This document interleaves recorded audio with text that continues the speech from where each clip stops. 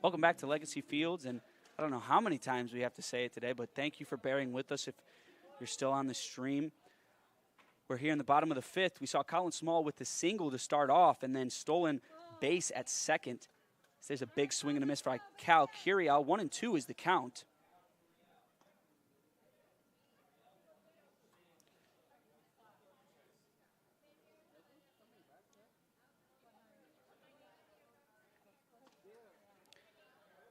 One and two for Cal Curiel. Runner in scoring position in Small, and we know how speedy he is.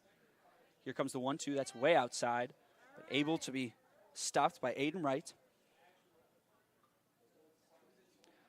Deuce is wild here with Andrew Mild sitting next to me. I'm very glad he said that on one of the earlier broadcasts. Now every time I see a 2-2 count, that's all I think of. The 2-2. And that's outside too. A little bit too far. That's a good pitch from Cook there. That's really borderline. Almost catching the bottom left corner. But that's also a good take by Curiel, as that's a really chaseable pitch. Full count. Here comes the payoff. So that one's just hit foul by Curiel down the first baseline. So we'll see full count once more.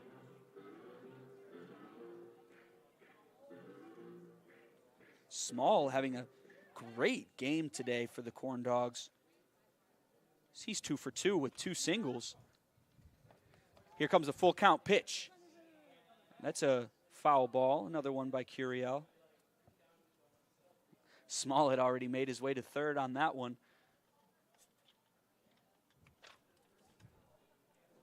That one almost stayed fair and would have been an easy out for the Panthers. The throw from right to White at first.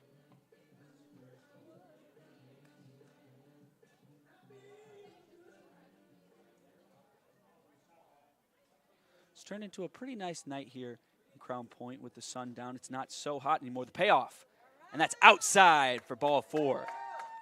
No outs here. Runners on first and second for the Corndogs, and they've got something cooking here with Donovan Noble coming up, looking to get his game going after 2 strikeouts to start off his day.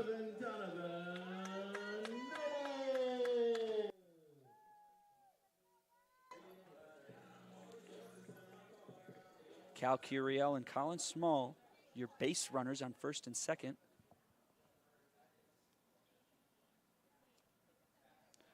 Donovan Noble takes his first, shows bunt, and the throw over to second. Small was taking a big lead off there and didn't expect the throw from right, but he's able to get back in time. And that's ball 1. And that's to be expected from Noble, as regularly when he's got some base runners on, his first pitch he sees, he usually shows bunt. Here comes the 1-0, up too high.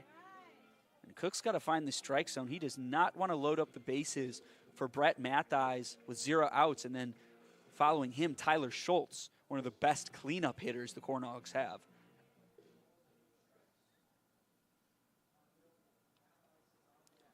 The 2-0. That one's swung and hit foul down the third baseline by Noble, 2-1. And Noble's just not too happy with the swings that he's getting out there. You can see the frustration. He takes a big lap around the batter's box. It's not about the setback, though. It's all about the comeback. So we'll see if Donovan Noble can come back on this 2-1. And that one's going to get out of the hands of Wright, so runners will advance to second and third. And that's ball 3, hitter-friendly count. 2 runners in scoring position.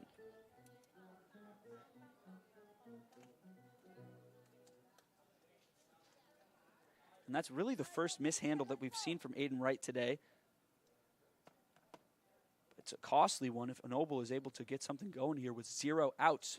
The 3-1. That's outside. Too low and outside. Bases loaded for Brett Mathis here. Bottom of the 5th, no outs for the Corndogs. Now batting number 23, Brett Mathis. And for a while, Mathis, when his bats were a little bit more limited, he was one of the leaders on the Corndogs in terms of batting average. As of late, he's dropped down just a bit.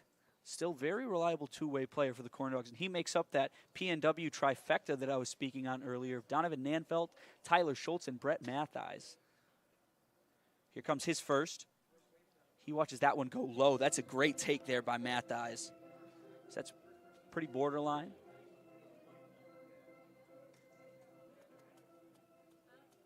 Do not want to get yourself into a hitter-friendly count here if you're Cook. The 1-0, up too high, 2-0. Haven't seen the Crestwood Panthers yet, so it's a little bit difficult to really let you guys know what to expect from them or what their tendencies are. The 2-0, that's a big swing, and that's going into center field. But underneath it is Nico Penna, but Colin Small tags up at third, and he easily walks home for a sac fly for Donovan Noble.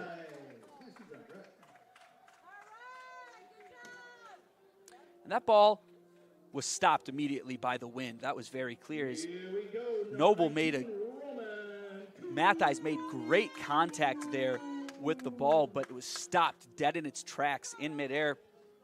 Nico Penna, regardless of how hard he's throwing that ball, he's not beaten Colin Small on that sac fly. Runners at first and second, 3-1 here for Roman Kuntz. There goes Cal Curiel as it's mishandled by Aiden Wright, unable to even get a throw off.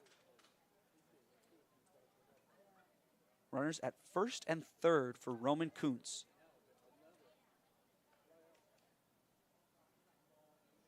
James Cook still collecting himself. Here comes the pitch. That one's way outside.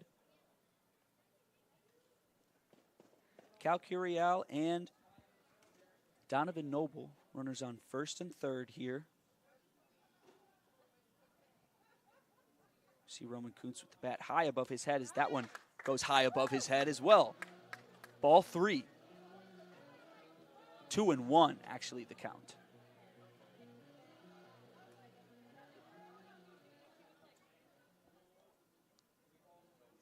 Kuntz showing his patience, taking the last two pitches just high, making it 3-1. Another chance for the Corndogs to load up these bases. And Kuntz, the power hitter, also very patient at the plate. Here comes the 3-1. That one's fouled straight back. Just got underneath that one. Full count for Kuntz.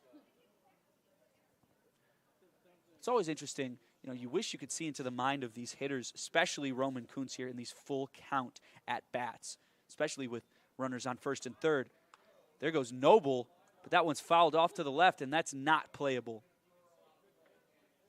Noble has to head back to first. We'll see the full count once again. That's a good swing there by Kuntz. That certainly would have been strike 3.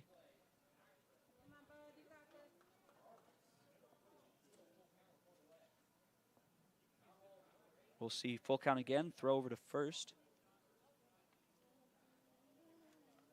Cook didn't like the lead Noble was taking.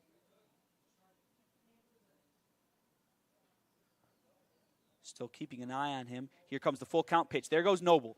Fouled off once again by Kuntz, and the battle continues. Roman Kuntz channels his inner Bee Gees and stays alive. That's one straight out of the book of Andrew Mild. One of my personal favorite songs. I would say old-time songs, but I don't want to offend anyone here. That one's crushed into right by Kuntz, but the wind is going to keep it choked up as that's even coming forward. But there goes Curiel tagging up at third, and that is not in time. Bounce is too high over the head of Aiden Wright, and another run scores for the Corndogs on the sac fly. Wow, I keep getting myself excited on these hits, and that one was absolutely crushed by Kuntz, but hit it right into the wind, and Alex Loss over there and Wright even had to come forward a bit, as once the ball started to come down, it started to head back towards the infield. 2 outs here, but not before the Corndogs are able to grab 2 more runs, making it 4-1. Tyler Schultz up, 2 outs with a runner in scoring position. His first misses, must be low.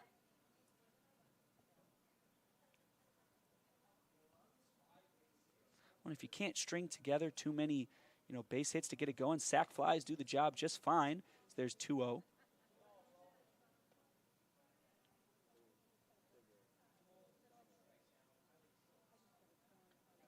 And nothing you're hitting deep today with a lot of air on it is going to go anywhere as Noble makes his way to third, and he is out. You never want to be that guy who ends the inning there trying to steal, especially over at third, but that will end it for the Corndogs. We head to the top of the 6th inning, and when we get back, I'm Noel Ferry sending it off to Andrew Mild for your play-by-play.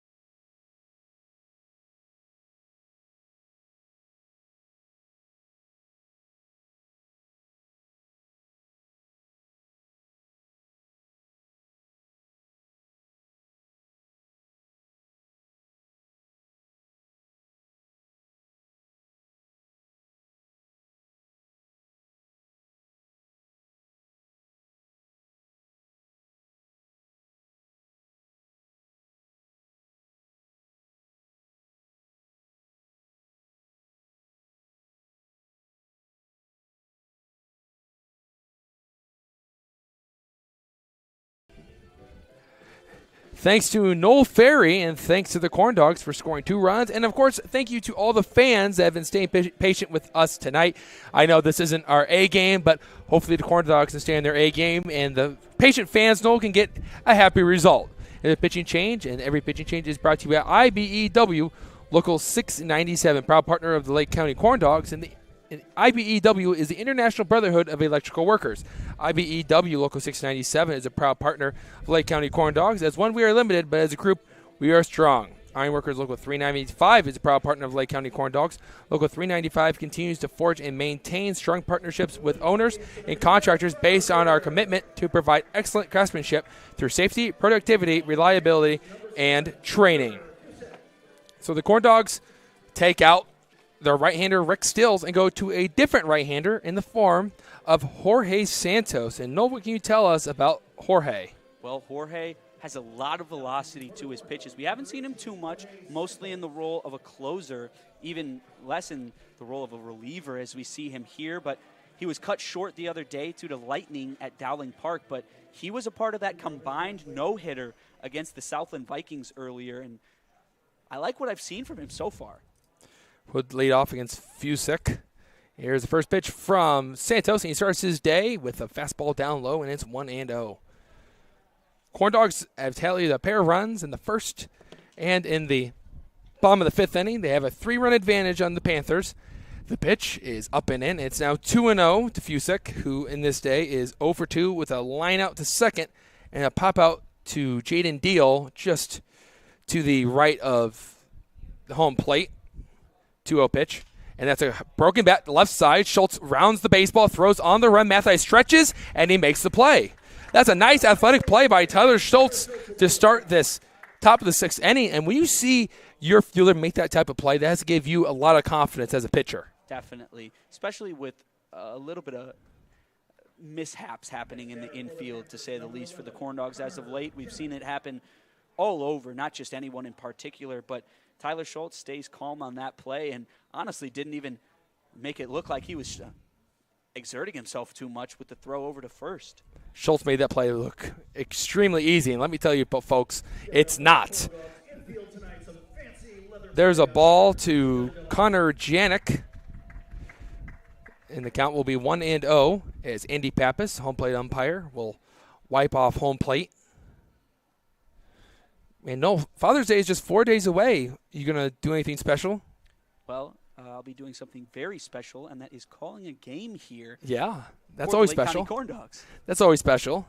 Be a fun Father's Day here at the ballpark. If you want to buy your tickets, go to corndogsbaseball.com. And Santos misfires one just off the plate, 2-0. But Look, one thing that's pretty nice is that my dad's birthday is actually also the Saturday before Father's Day on the 18th. oh, and there's a called strike. So it's kind of like a person that's born around Christmas. You walk in and you go, hey, this counts for both your Christmas and your birthday present. Exactly. And it's the same exact thing for my mom. Her birthday usually ends up on the same weekend as Mother's Day. Hard shot into right field. Kuntz coming in. He lays out, won't make the play, but it doesn't get past him far enough. Janik will stop at first base, but he gets an opposite field single, and that's the first hit against Santos today. And that's the 5th hit for the Crestwood Panthers in this evening's ball game. Looking at scores around the Northern League, the Vikings extend their winning streak to 3 straight as they crush the Generals today 10-2. Oilmen and American Giants are in the bottom of the 5th with no score. And, of course, in top of the 6th inning here, Corndogs up 4-1.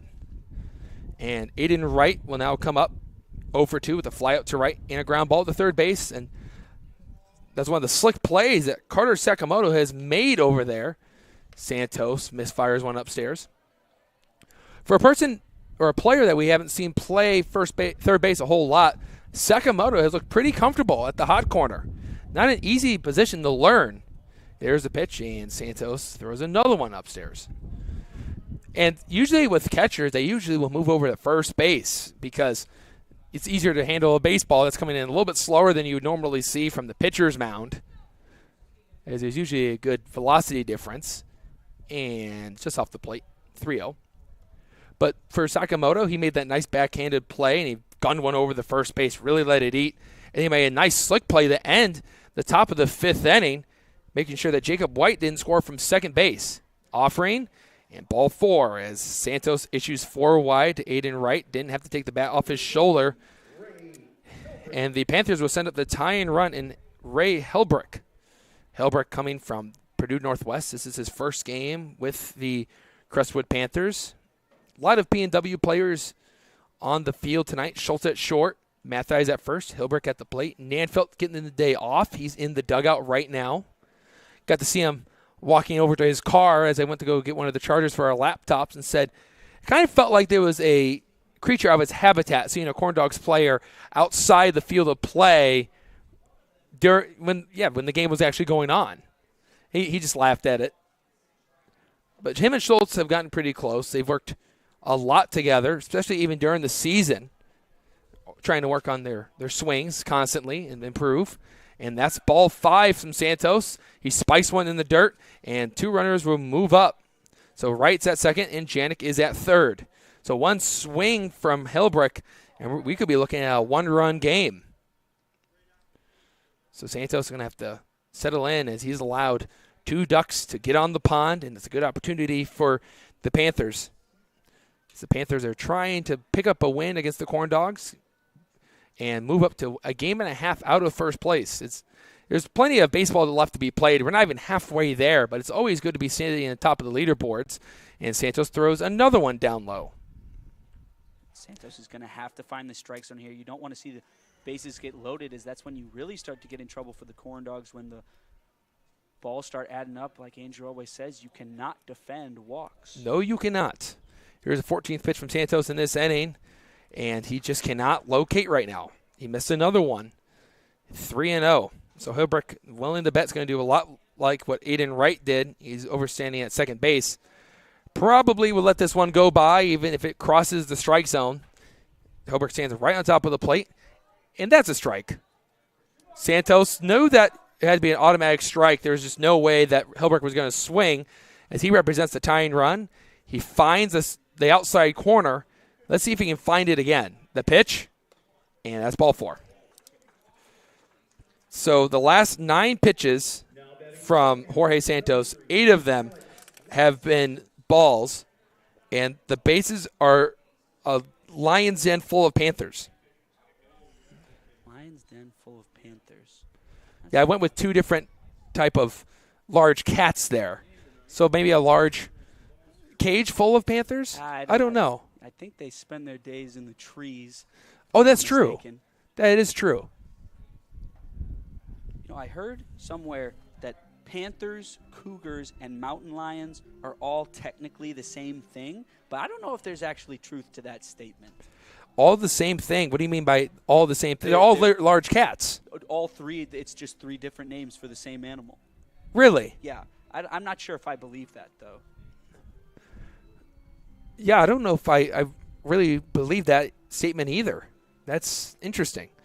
Just when you thought you've learned everything, there's a mound visit before Alex Loss will come up with the bases loaded.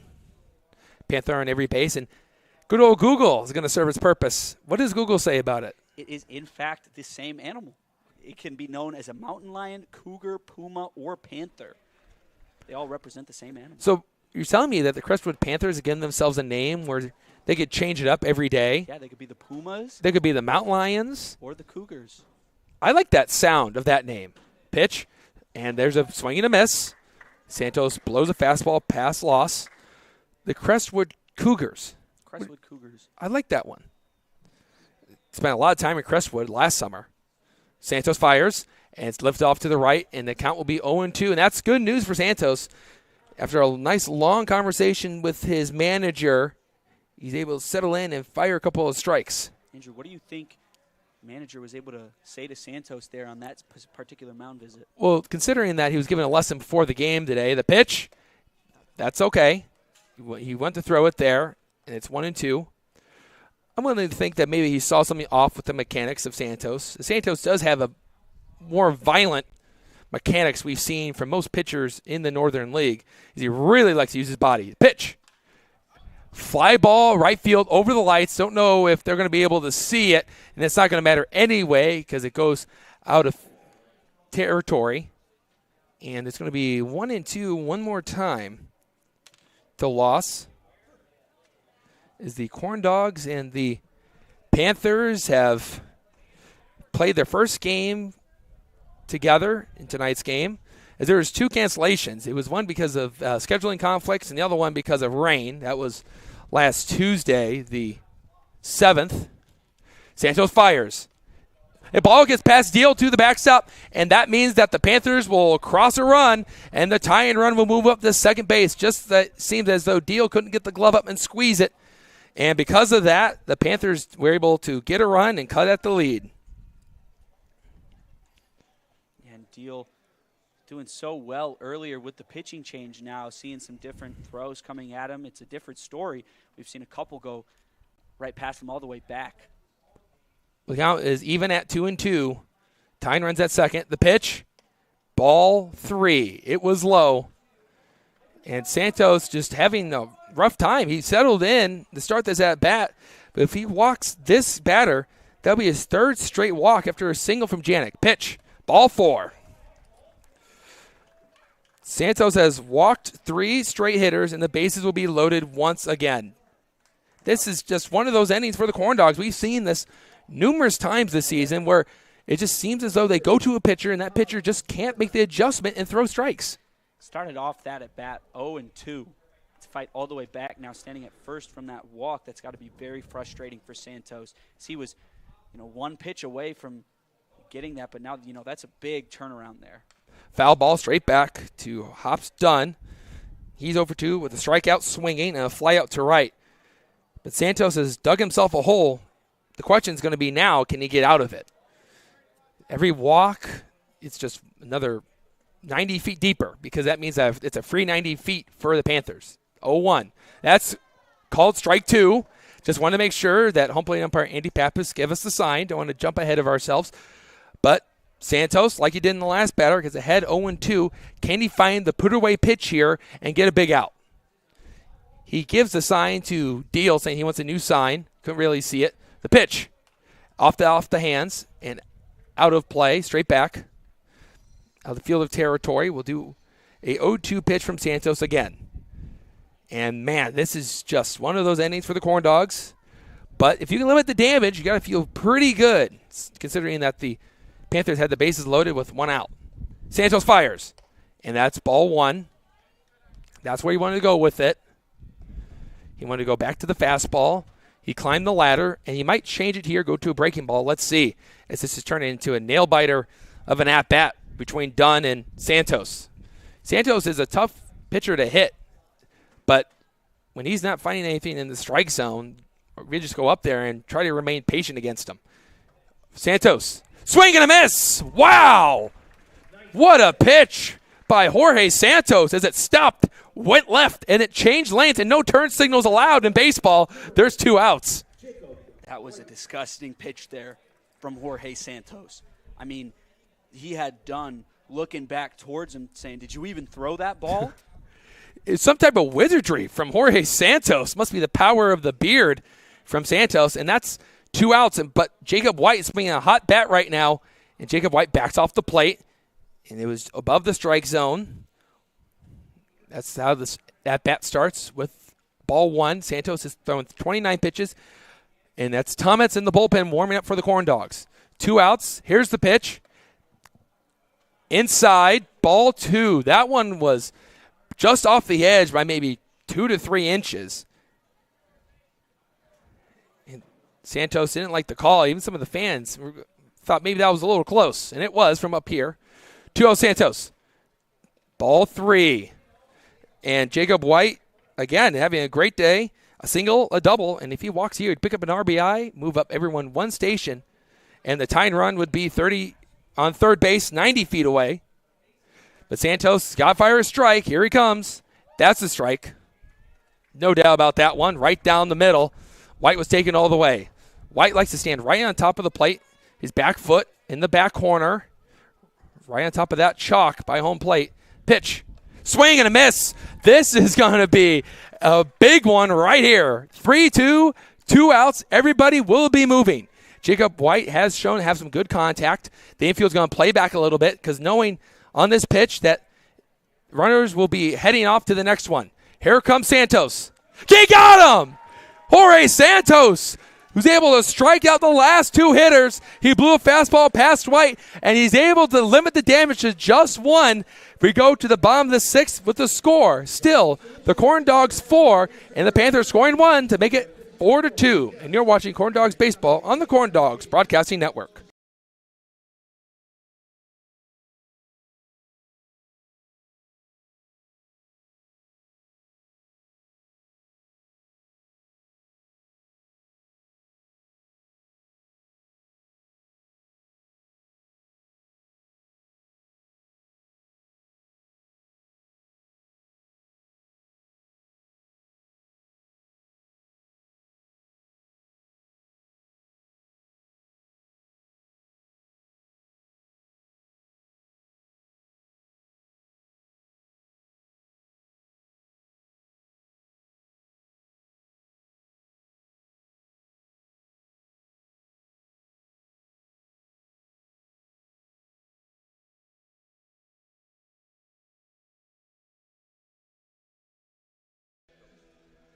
Well, the way to describe that top of the 6th inning, just imagine us putting a tightrope across 2 large buildings and putting Jorge Santos on there, and he stumbled but was able to regain his balance and find his way to the other side as he was only allowed 1 run in the top of the 5th inning, or top of the 6th inning, as he loaded up the bases twice, and it was a scary one. Really got the heart rate racing, but we'll go to the bottom of the 6th with a 2-run ball game between the Corndogs and the Panthers. Andrew Mile with Noel Ferry.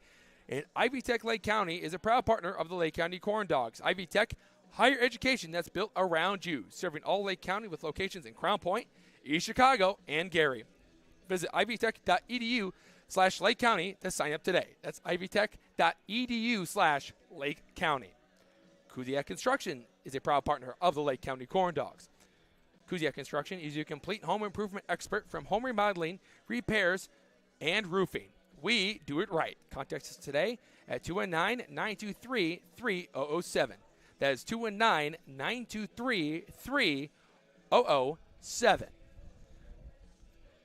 And right now, the Corndogs have been doing it right today. They have not trailed yet, but no, it's close right now. It's been a fun game, but these Crestwood Panthers aren't going away. What's it going to take for the Corndogs to try and put a nail in this coffin?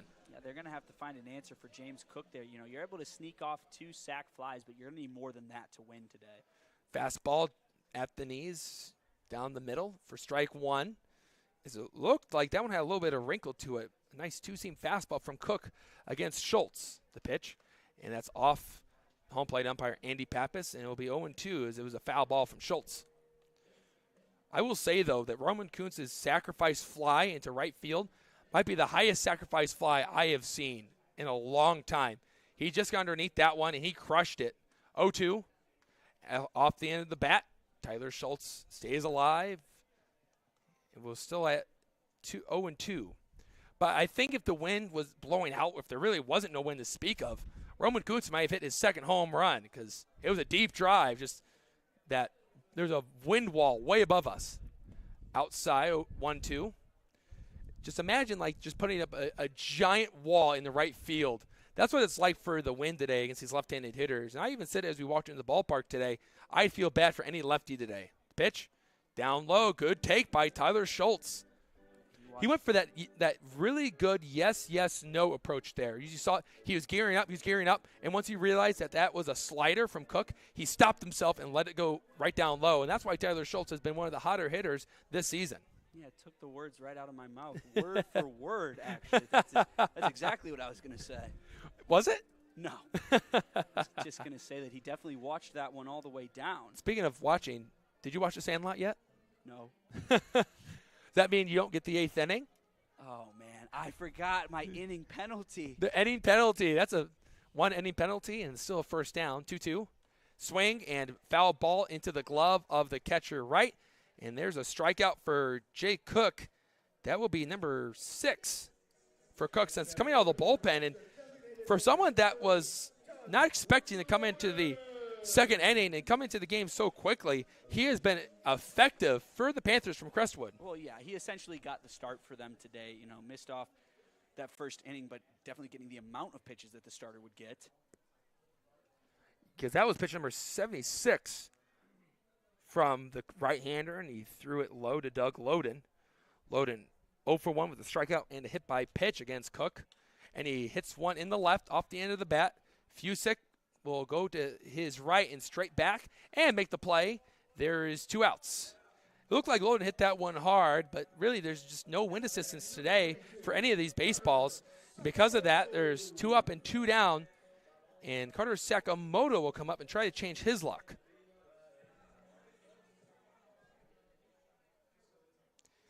Sakamoto reached on the E6 in a fielder's choice, and he waves and misses at the first pitch, breaking ball from Cook, and Cook has a really good slider.